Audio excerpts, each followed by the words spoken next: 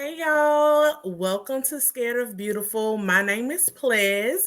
If you are here today, you should be here for the second episode of Queens and R&B, this new Bravo series where we get a deep dive look at SWV and Xscape, these queens of the R&B from the 90s. I am a big fan of both groups, and I am here for this show. If you are new, please subscribe to the channel, like the video, share it. Let's get us going in the algorithm.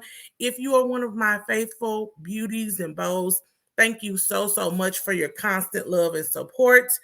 And let's get into this episode, y'all. It is titled Pray on It. And honey, after this episode, we need to pray on a few things.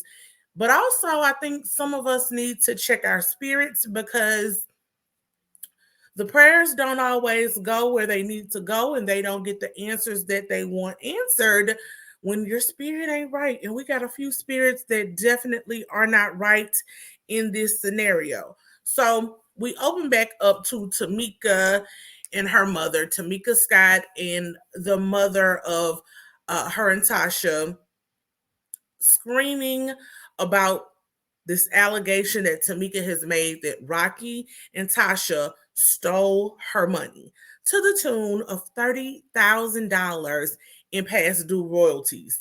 She says that she was pregnant with one of her children when this happened. She has been going through these issues with her sister and mother her whole life. And the issues being, Tamika feels that she is the redheaded stepchild, the black sheep of the family. She's never loved, supported, encouraged by her mother in the way that her mother does those things with Latasha. She feels that her mother shows extreme favoritism to Latasha and has given examples, one of these big examples being her mother allegedly covering up for Tasha and Rocky stealing Tamika's money. Now, at the end of the last episode, she explained that Tiny's mother told her about some royalties that the group was being given. Tamika did some digging and found out that these royalty checks were for some odd reason deposited into a bank account that Tasha and Rocky had access to, and that Rocky did in fact cash those checks. In between last season and last episode and this episode, Tamika, I think she, took a line from Candy and started her own YouTube channel so that she can give her own perspective. She released a video this weekend explaining her point of view of everything that had transpired, and also letting us know that production was doing what production does. They did not show the full story. She goes into further detail on the alleged stolen money.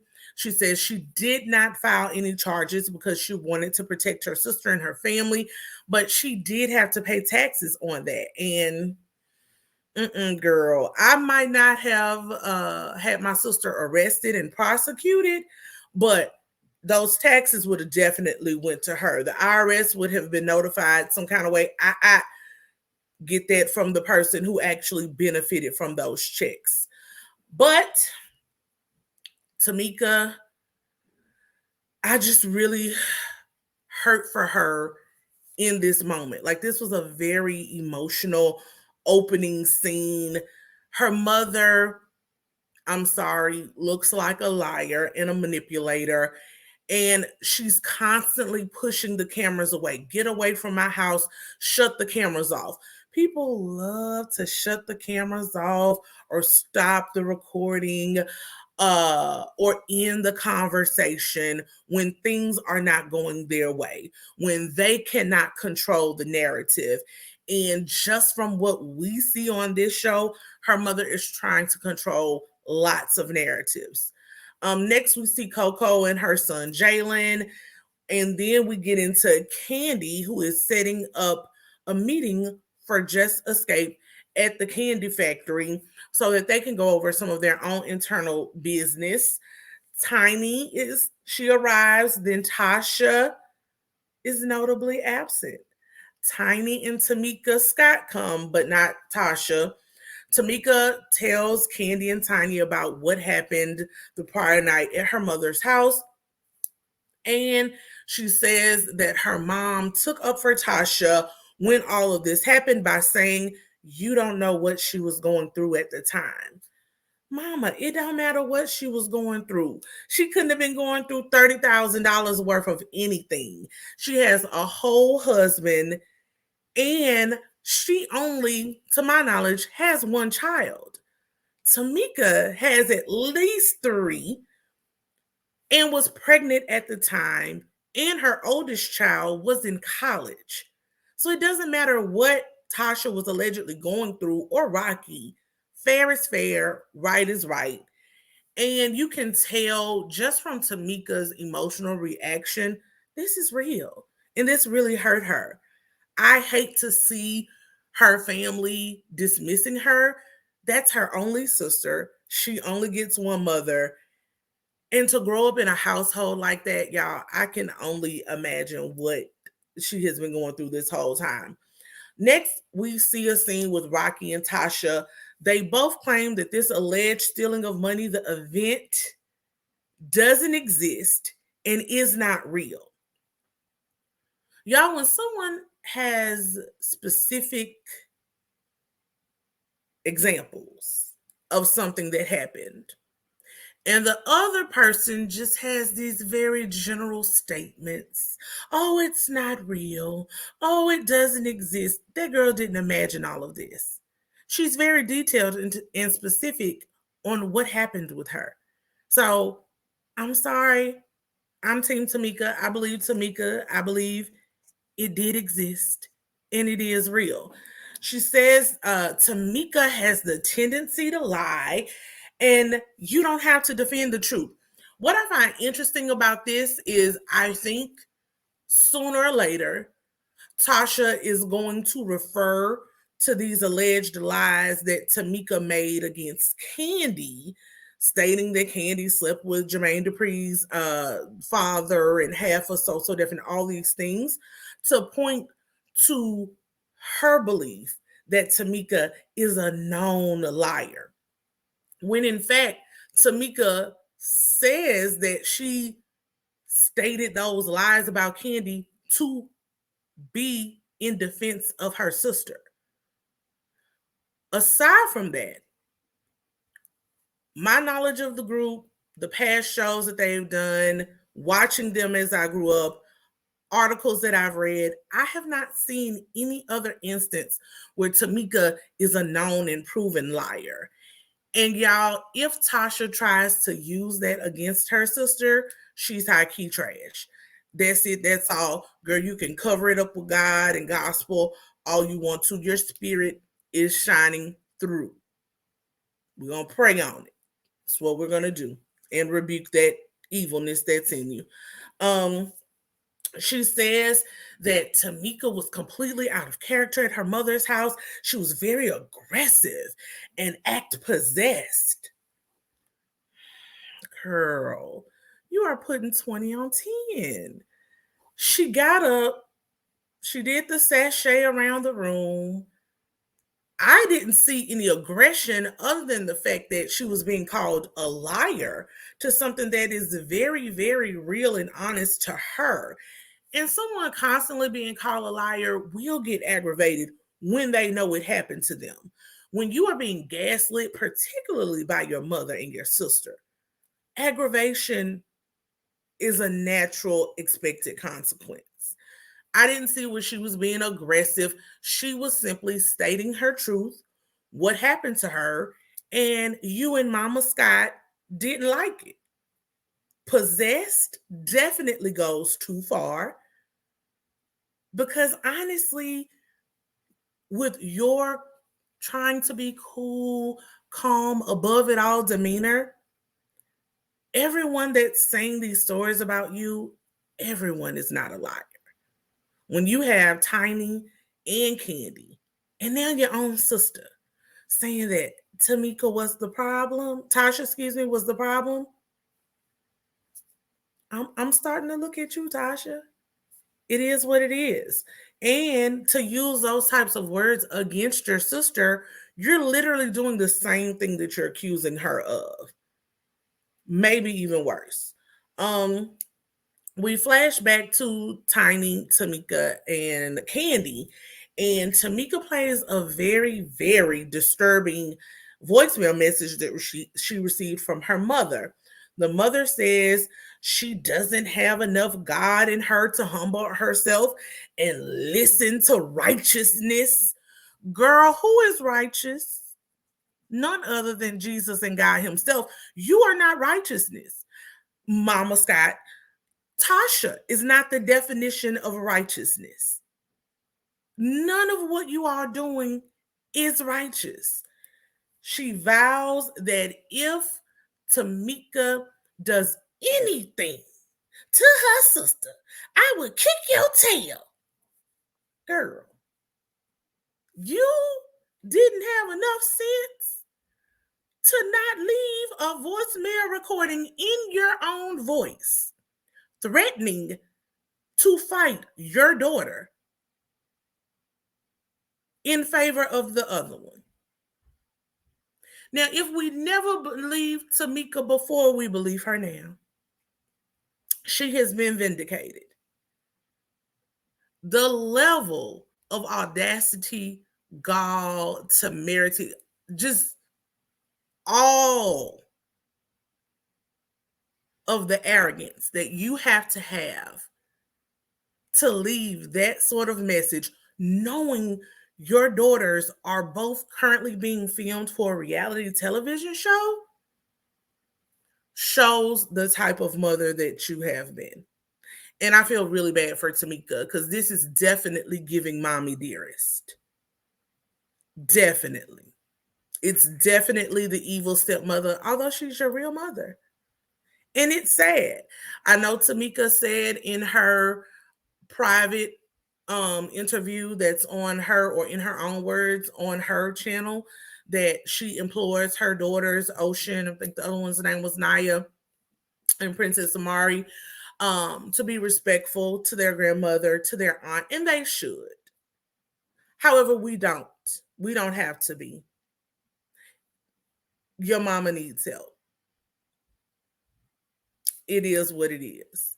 And I want you, Tamika, to set your boundaries and to not feel so beholden to honor and respect people who aren't honoring and respecting you, right? There's a basic level of honor, respect that you have to give your parents, but there also becomes a time in life where you just have to set firm boundaries. And in your late 40s, if this is still going on and they're not willing to go to therapy, they're not willing to listen to the other side, sometimes you just got to let it go. Or definitely protect your own peace and pray for them as much as you can. Next, we see where Tasha tells Rocky she doesn't know if she still wants to be involved with the group. You don't. Quit with the back and forth. You don't. And I know it's this outside pressure. SWV said it. Do it for the culture. Do it for the. You don't have to do it for anyone, especially if it's going to be like this. Honestly, I'm a big fan. I don't want it. I don't want it because it's obvious she doesn't want to be there. And eventually that's going to show up in the work and in the performance. Next, we see Lily and her sister Jeanette, completely opposite, totally different relationship. We get some history on Lily. Both her mother and father passed away in her early 20s. So her sister that's there with her cooking, Jeanette, took over as the matriarch of the family. She also has four other sisters. She's from New York and moved down to Atlanta after her parents passed.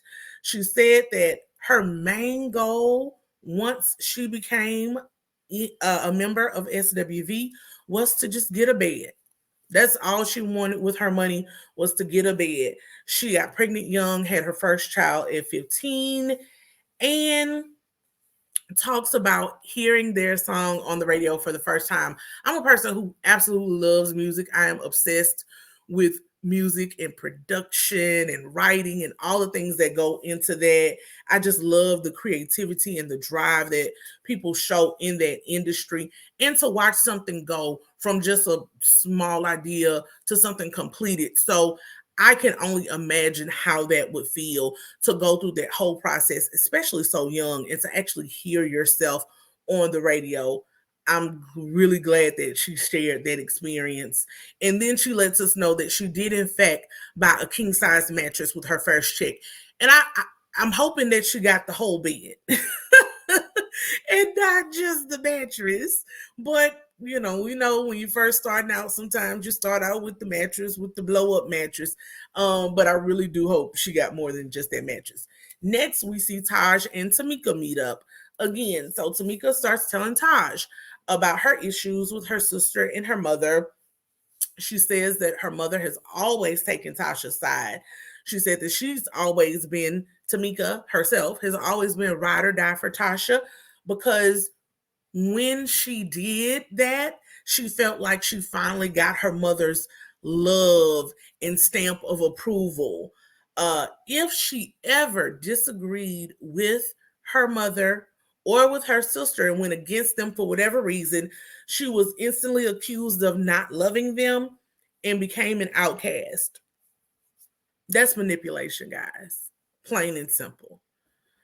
I talked about it before. I think we see this a lot in general in life, but reality TV wise, I feel like this was always how Candy and Mama Joyce's relationship was, and also Miss Wanda and Tisha in Love and Marriage Huntsville. I don't relate to this mentality and never will, because I'm not a ride or die person who ride or dies with no regard to whatever is actually going on. I do believe in right is right, wrong is wrong. Now, if you are my mother, sister, brother, cousin, someone in my family, I may not check you in that moment. I may wait until we're behind closed doors and say, hey, you shouldn't have done that. This isn't right. You need to make it right. And if my family members continue, I'm probably going to remove myself from the situation. And honestly, that's just how I was raised. My mother was never the type of mother. Now, she was going to defend me. But I think about it, when we talk about kids and teachers and schools, and, honestly, a lot of what has happened in our culture is that people automatically blindly follow people and blindly take up for people, even when they're wrong. And ultimately, it does nothing to grow the character of the person. So, for example, if I was in school and the teacher said, Miss, Mama Plez, Lil Plez did XYZ, my mother would say, well, I don't think that's in Plez's personality or her character, but I will speak with her about it. She wasn't up there cussing people out, and my child would never, because here's the thing, you cannot say what your child, your mother, your sister, your brother, you can't say what anybody would do. You may not think they would, but people have different faces in different relationships, right? And so you really need to do due diligence and say, hey, let's see what really happened. And if that happened, you're wrong. Go to the school and apologize. Go to your teacher and apologize. Stop that behavior. But when you constantly uphold people in all of their BS, it makes them a tyrant. It makes them entitled. And when they get in this world, they're always going to have problems, because everybody is not going to accept what your mother accepted. They're not going to accept what your sister accepted, right? So this whole ride or die, I'm about mine. If anybody ever tell mine, headed down the wrong road, honey, because it ends up as what we're watching right now on this television show. She says Tosh says that her mother is wrong for showing favoritism. And what lessons are you now teaching Tamika? The mother needs to stand aside and let the sisters deal with their issues. She absolutely does. But it's actually a yes and a no, right? The mother needs to stand aside and let these late 40, I looked it up, Tasha is 49, Tamika is 47. So, yes, they need to work out their own issues, but so many of their issues derive from the mother. So, I believe they need some, or what I would recommend if someone were asking me for my recommendations, they need some individual therapy. They need the sisters in an actual group therapy session, and then also bring in the mother. This is when I miss Sister Iyanla. This would be ripe for a good episode of Fix Your Life. We saw what she did with the Braxton sisters. It didn't go the best, but she did what she could. Part of therapy is you have to be open to the therapeutic process, right? Honestly, the vibes that I get from both Tasha and her mother is that they're not ready for therapy. They're not ready to confront the role that they've played in this relationship. But I think if anybody could do it, Sister Iyanla could do it. You know, bravo. Try to reach out to her. Maybe she'll do a cameo. We need it. But ultimately, Taj advises Tamika that she needs to make it right with her mother. And then hopefully that will lead to making it right with her sister. But most of all, she needs to take care of herself. Y'all, I just want to get into some quick, I like to mix in education with the entertainment. But this is such a actually deep topic and a pervasive topic in so many communities. Parental favoritism. And a lot of times parents get defensive because they don't think that they are playing favorites or showing favorites. So sometimes it helps to look at things objectively and see what the signs are of parental favoritism. And maybe it'll say, okay, yeah, I do that sometimes. I need to work on that. And also what the long-term effects that you may not know could be happening with your children if you don't stop showing the favoritism now, right? So here we go. Signs of parental favoritism. 1, rules are not enforced in a uniform way. That means, of course, you have children that are similar in age. So Tamika and Tasha are 2 years apart.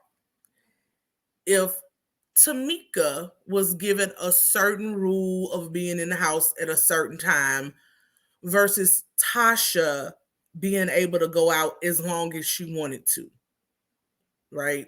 As teenagers. Or let's say on a smaller level, if Tamika had a strict bedtime and Tasha was able to get up and do what she wanted to. Now, some things are somewhat natural, right? There is a natural age difference.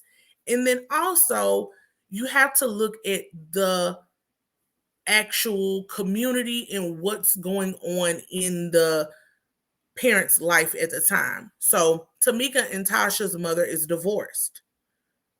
Her going through that divorce may have naturally led her to lean on Tasha more since Tasha is the oldest daughter, right? She may have confided in Tasha more because Tasha is the oldest daughter.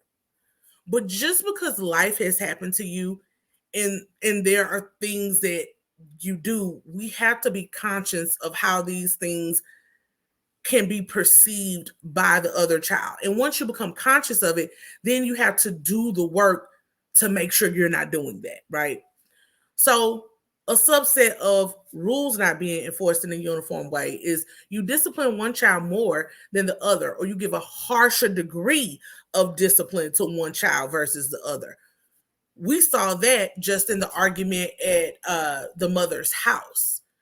She severely rebuked Tamika by with her sending the group text or whatever, was very harsh in her criticism of her. But as soon as Tamika brought up something that Tasha did, it was immediately excused. When Tasha said, well, we're family, ain't nothing we can do about it. I mean, girl, that's like, I don't like you, you don't like me, but I gotta like you. Or I mean, I have to love you because you're my sister, but I don't like you. She shouldn't have said that. That's not a sisterly thing to say, although it may be true, like in specific terms.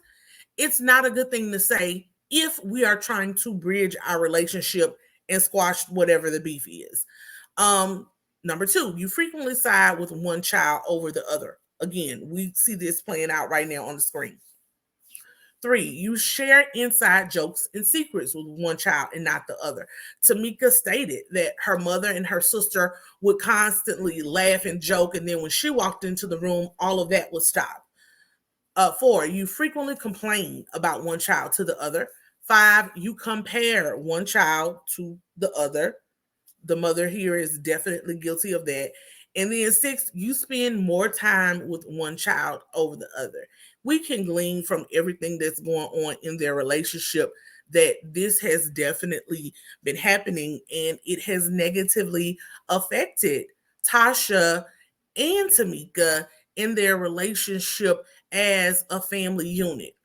So now we're going to look at what are some negative effects, long-term effects that develop from these types of parental favoritism. So one of the negative effects is feelings of rejection and loneliness. We clearly see that Tamika feels rejected and lonely in her parental unit, her primary family unit. She does not feel like she belongs. Two, sibling rivalry. Yes, this is rife right here. Rebellion. I may get into some of that later, but I would suspect that part of the issue, and we kind of see it if you read in between the language that Tasha and her mother use, is that Tamika was the more rebellious child and was not as beholden to the church rules and the church, ways that Tasha was. Next is anxiety, depression. You can have performance anxiety that will show up in your other interpersonal relationships, including on the job and in school. It becomes harder for the child who feels slighted at home to bond and make friendships outside because their primary attachment is not a good attachment. So then once they go to school, they feel the need to compete even more for attention. It makes it harder for them to make friends, just leads to different levels of social awkwardness. Next, extreme independence and isolation. The child who is perceived to be the black sheep, builds this attitude of, I don't need y'all, I don't want y'all, I'm good on my own. It's good to be independent, but ultimately we all need someone else, right? So when you push everyone away and isolate, it makes it very hard to move forward in your life. And the last one is perfectionism and a fear of failure. A lot of times people think the only child that has a negative effect of parental favoritism is the child that's not favored, but actually the favored child also can have negative effects. They become perfectionists. They want to please their parents at all times. They're scared to make a mistake. They're scared to, oh my God, if I fail, what will my mother do? Because now I've been placed on this pedestal, right? And if I do something that will mess up that perception, I'm the golden child. What happens when I'm not the golden child anymore, right? Which will then turn into feelings of rejection, anxiety, depression, all of these things. So these are just some quick little reasons, y'all, why if you have children, you really want to try your hardest to give individual attention to those children, to support those children equally, to encourage them equally, as much as some people may say, okay, now you're nitpicking, you're going too far, but it's true, especially if you have two children. If you're constantly like, oh, she's the smart one, oh, she's the pretty one, who else did we see this play out with? Dr. Heavenly. And y'all know I don't like Dr. Heavenly, but Dr. Heavenly talks at length in Married to Medicine. That was a big part of her storyline a few years ago about the perceived parental favoritism she experienced in her life, where her sister was always allowed to do certain things and go certain places, but Heavenly had to be locked up in a room because she wasn't the prettiest one. And so her mother wanted to make sure that she got a good education and could provide for herself and things like that. I know you're like, well, that's good that you get an education and provide for yourself. But when it's in comparison to basically you're the less attractive of my daughters, your sister may find a husband that can provide for her or do whatever, or I don't really care about her. You're the one who's the smart one and I want to preserve this, right? It just can manifest in several different ways. So if you're doing it, let's work on it. That's what this stuff is about. Life is about growth. Next, we see the ladies at Tiny's house. She is struggling with the blender. She ends up making these creamsicle mimosas, child. I need to look up a recipe for that because it sounded delicious. I want to try one of those. Tiny says that she did well with her royalties. She's not trying to brag, but she's trying to brag a little bit. She has 5 houses, all these different electronics. She doesn't know how to work all of them. Next, Tasha shows up. She says Tamika has not apologized to her or her mother, and that she's only at the meeting because of Tiny. So again, if we're trying to be sisterly, right? I'm your blood sister, and you say I'm only coming to this group meeting and my blood sister is in the group. I'm only coming for Tiny. I don't think you're trying too hard, Tasha. Candy says that she wants new management. The current management, they're friends with Tasha and Rocky. I don't know how these grown women keep allowing people who are relatives or friends or otherwise engaged with the others' relatives or friends to manage their group. It's a recipe for disaster. Ladies, I think, if you're in the place where you want to be in the music industry, get independent management. If your children want to be in a group, get independent management. Or don't let your child be in the group because it's a recipe for disaster, right? We all know these stories. It has happened too many times. Destiny's Child. Beyonce was going to be who and what she was probably regardless, right? She has truly the it factor.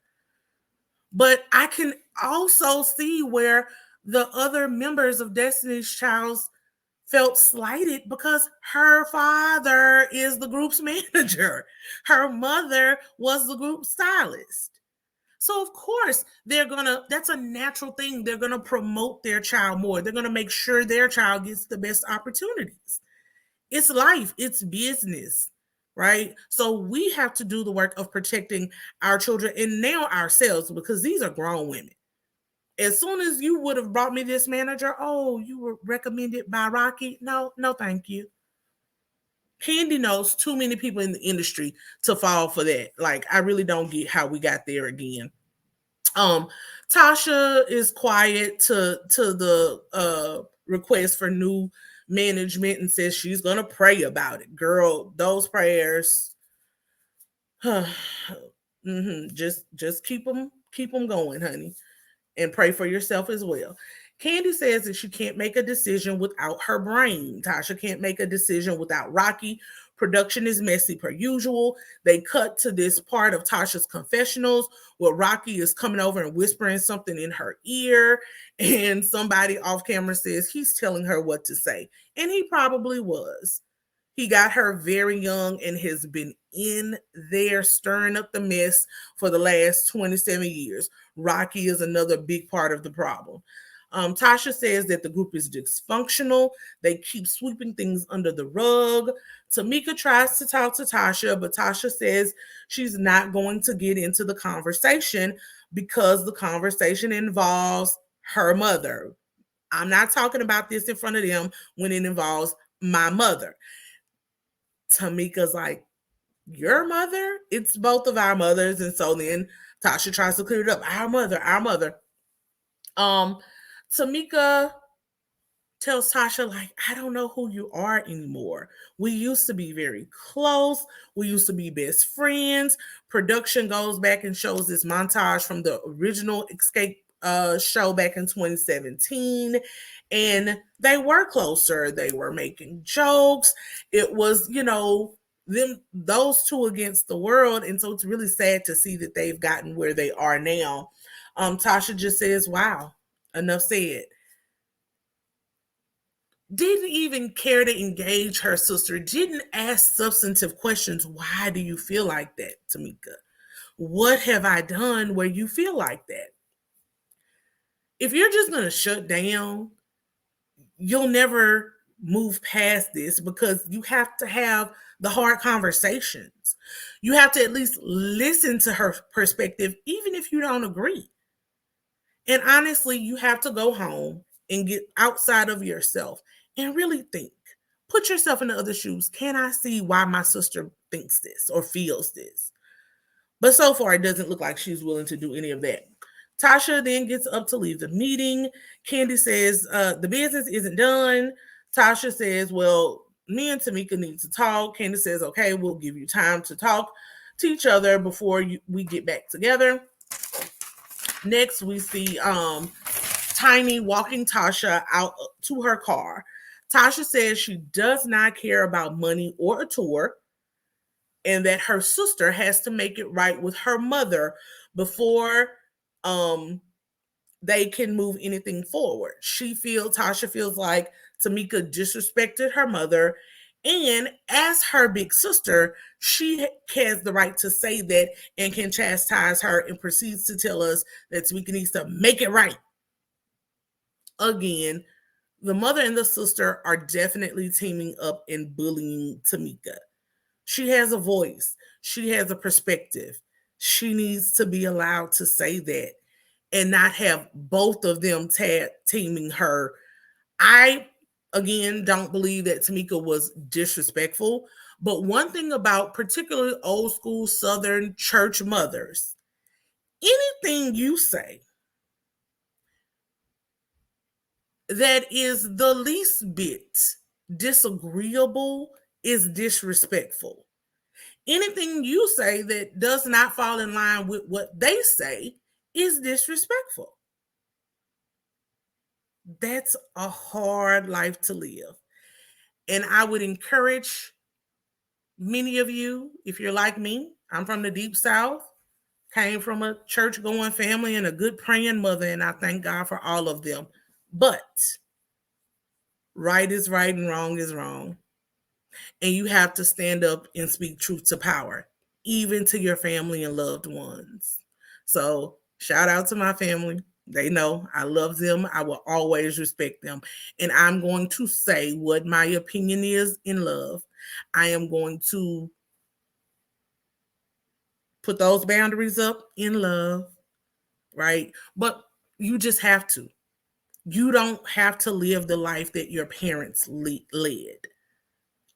You don't have to agree with everything they say or do if you believe something different, right? That's the part that's what life is. Growing up, having your own experiences, having your own worldview, your own philosophy, your own thoughts on everything, including religion.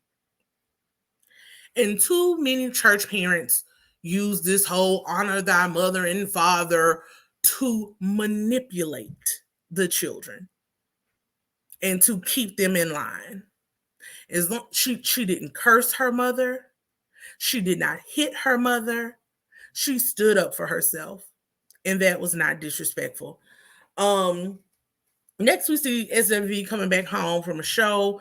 We get to finally meet all of their families. Everyone's happy to go home. We see Taj and their fine husband, Eddie George, and their son, Eric. She likes the quietness of Nashville, which is where she currently lives with her husband, Eddie. And she says she turns the group off when she gets back home. She wants to focus on being a wife and a mother. Her son, Eric, is her only child. This is his senior year, and she really wants to be able to be there for him. She doesn't want to look back and feel like she's missed all of these memories. So her goal right now is to be present. Next, we see Coco's house in Virginia. Her mother lives with her, her mother Tiba, and her son Jalen. Growing up, she says it was just her and her brother. She starts joking with her mom about having a man in her house while she's not there. Mama was like, "Nope, don't do that. Don't go there." We found out that her mama was a background singer, a session singer sometimes in the studio for lots of people, including Luther Vandross. So it's definitely in the genes because Coco can sing her butt off, and her son Jalen sings very well. Then we also learned that Coco has an older son to Jalen who's a rapper named Lil Tracy. Um, then we see the family kind of get on young Jalen because he has now decided he wants to be a singer. Whereas growing up from the age of 12, he always wanted to be a dentist. I think their wording is a little off. His whole family is in show business. So I can see that being a natural progression where he wants to follow. And maybe they should encourage him to still hold on to the dentistry as a backup plan. But you can't beat your child over the head with what they wanted to do at 6. Again, we all grow, we have different goals, we learn, and he's ready to move on. Next, we see Candy in the studio with DJ A1 and her sound engineer. They're listening to some of her new music. Tasha and Rocky, we go back to them. Y'all, this was so fake to me and overproduced. It's like they're putting on for the cameras. She still feels the need to present this perfect Patty image to the world. So she comes out perfectly styled in her Louis Vuitton uh, robe and a negligee with the boobs sitting just right. It is their anniversary, and Rocky has made breakfast for her. He pulls out her chair. Rocky doesn't look like the type of man who would pull out chairs. That's just my opinion. I think they're highly putting on for the cameras. They start talking about the issues with the group again, and specifically the issues between Candy and Tasha. So Tasha claims that Candy got to a point where she would become angry and resentful over Tasha singing the lead. I honestly feel like a lot of what Tasha says is projection. Tasha's story is honestly, she needs to go talk with um some of the older ladies. It's the Diana Ross and the Supremes. It's even though Dream Girls was fake, she's Effie White. The music industry is what the music industry is. And part of the music industry is image. Hard stop. It doesn't matter that you're a powerhouse singer. The image is also part of the package. And honestly, balladeers, powerhouse singers are a dime a dozen in the music industry. You have plenty of women out here who can blow their faces off.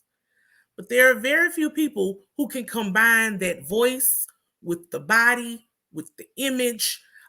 Sometimes we want a little dance in there. Sex appeal. All of it has to come together and sell.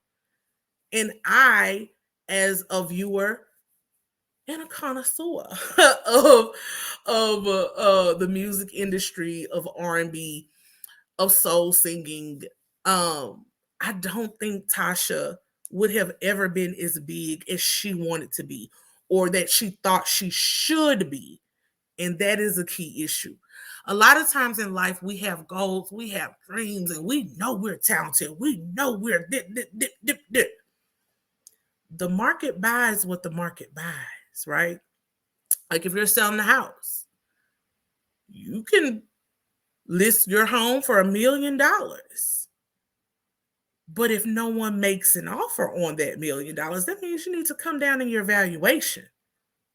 Or if all your offers come in at 100,000, that means the market does not perceive your house to be at the same value that you perceive it to be at. It's the same thing here. No one is denying her voice or her talent, but She did a couple of things back in the early 2000s. I remember she had this song, I think, with this guy, Jay Shin. She did not have the complete package. So although people may say, oh yeah, Tasha Scott, it's levels, it's levels. She may have sold 100, 200, 300,000 records. She was not going to sell platinum records as a solo artist as she did with Xscape. Because we liked you in the group. The group made it work, not just you. And it's sad that these producers, these writers, these managers get in these girls' ear. It happens to the guys too. Cisco did it. He went out and did Thong Song and Incomplete and all of that stuff. And he's right back with Dru Hill. Because Cisco can blow. He's actually probably one of my top R&B singers, especially ad-libs. But he didn't work as well outside of the group. Sorry, that was just a little rant. But then we see Kandi and Ty A1 this group again, and so they're talking about it from Kandi's perspective. Kandi says all of the conflict goes back to when they were younger. And now it's so convoluted that no one really knows how the issue started, where the issue started. Todd says that there's resentment on Tasha's behalf because Tasha was supposed to go solo, but Kandi actually did. Tasha's album was never released. Kandi's was. He states that Tasha can't let go of what Kandi has become versus what Tasha should have become and didn't. I agree. I think it's a mix of all of what they're saying. Tasha, we flip back to her, says that there's something Kandi just doesn't like about her. Tasha was supposed to go solo, and then she says Kandi got upset, and then Tasha was mysteriously shelved while Kandi got a deal and put out an album. And that the timing of all of this was just very interesting. Rocky lets us know that they have a meeting in Nashville for Tasha to get her own deal. And Kandi says Tasha won't even speak to her when they come in the room together. And then A1 says, well, she's probably just about to drop you all. And Kandi's like, if that's the case, she needs to let us know what's going on so we can go on and get back to business. And A1 says, yeah, we need to wait on Tasha to pray about it.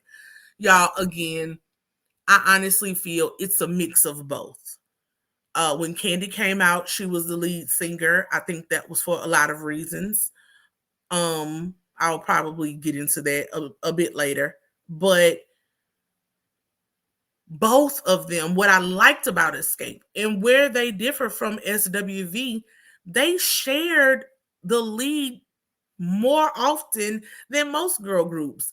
Tiny led Understanding. Tamika led some of their fast songs and Who Can I Run To. Tasha, of course, led My Little Secret and different things. Even when you had a primary lead, Kandi would come in and hit a high note, or Tasha would come in a high note. They worked as a cohesive unit. Also, Kandi got in the game. You can never be mad at somebody's success when you won't do what they did to get what they got. Got it?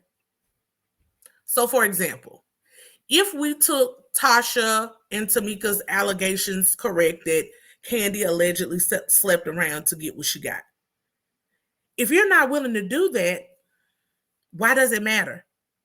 If your morals and your standards are that I'm not doing XYZ, then stand on that and be happy with the success that you get based off of that. Is it fair? Absolutely not, but it's life, it's the real world, right? Oh, she over there sleeping around, but you can sleep around, right? Allegedly, but you don't want to do that. So don't. When people look at things that other people have and they covet them, a lot of times you don't want to do what it took for them to get it. So let that go. And that's been since they were literally 16, 17, 19, 20. You've been married to your king, Rocky, for 27 years. He's been your manager for 27 years. He didn't make you pop in all this time? You have to keep coming back to the group to get your jump start? Maybe you're not as hot as you think you are, sis. Is what it is. Final scene, we see Tasha and Rocky. They're meeting with record executives in Nashville. Their names are EJ and Monica at Motown Gospel. EJ, one of the record execs, talks about how at Motown, they're all about the fit, the alignment, and the timing of everything coming to fruition with their artists. Tasha states that she wants to make music that's relatable and she wants the opportunity to write her own records. I know, sis, see those royalties that Candy get and you want your piece of the pie. I don't blame you. Like, songwriting is where it's at when it comes to the music industry. Songwriting and production, that's the long game. She wants to be able to finally speak her truth. They ask her about her commitment to the group. She says she doesn't want to juggle. She admits that the ladies don't know about this meeting that she's having. And Rocky acts like, oh my God, I didn't know. I didn't know you didn't tell the other girls. Stop lying. Like, do they think we are dumb or dense? The audience is not this slow. And y'all aren't that good, honestly.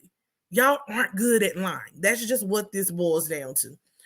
She says that she really wanted to pray about this decision. Okay, girl. And really have something in place before she went talking about it.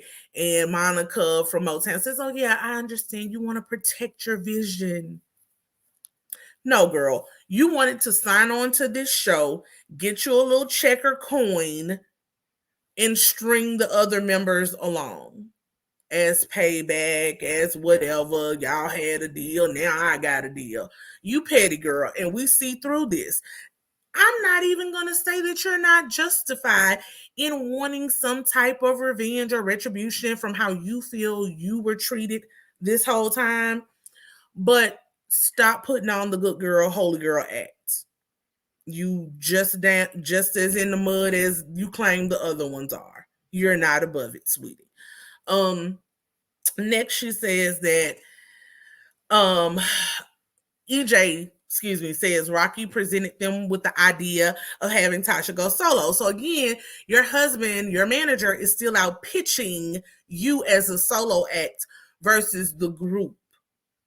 It is what it is. That's his job. But don't act like this was all such a, oh my God, they wanted a meeting with me. I don't know where it came from. You've been planning this whole time. And I honestly think it's going to backfire in her face more than she knows. Tasha then sings for the group a cappella, and Motown says, we're in. We like your vision, and that they believe she has a place at Motown Gospel. She says finally she doesn't know what this will mean for Xscape. You know what it means. Y'all aren't going to be together. And honestly, I think, again, that Tasha is underestimating the impact of this show. I know from the things that I've watched before on the group, I personally didn't feel either way about their personal issues. But watching her interaction and her mother with her sister has definitely made me not be Team Tasha. I wouldn't buy an album. I wouldn't support an album. I wouldn't go to a concert. And I think she's going to suffer a lot of backlash from this that could ultimately impact sales or whatever this new relationship is going to be with Motown Gospel. I wish her the best. But I think as we see this play out more and more, even amongst the church crowd, your spirit is showing, sis. Like we say in church, your slip is showing, your spirit is showing, and it's all ugly. That's it. That's all. Y'all, per usual, this is longer than I wanted it to be, but I hope you all enjoyed. I will be having some other videos coming up this week, so make sure you come back and join me. I love doing these reviews, especially for this show, y'all. It is near and dear to my heart. The music is near and dear to my heart. So I hope you all enjoy it. I hope you all have a great week, and I will see you next time. Bye.